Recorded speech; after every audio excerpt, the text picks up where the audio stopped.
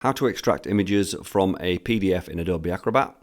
Open your PDF in Adobe Acrobat, go to All Tools on the left hand side, then go down to Export a PDF. We need to select Image Format and make sure the JPEG is selected. Go to Export All Images, then go to this cog icon. Once that's open, just follow the settings on the screen, which is maximum quality, because we want the images to be maximum quality, baseline standard, and just have it as embedded profile, CMYK off and same for grayscale, and just leave these two as determined automatically.